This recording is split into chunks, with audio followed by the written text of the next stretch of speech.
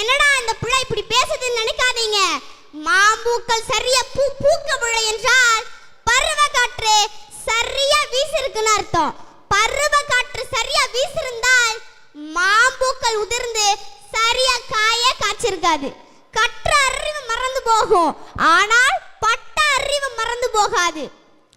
உலகத்தில் வேளாண்மையை கைவிட்ட அனைத்து நாடுகளும் பிச்சை எடுத்துக் கொண்டிருக்கிறது.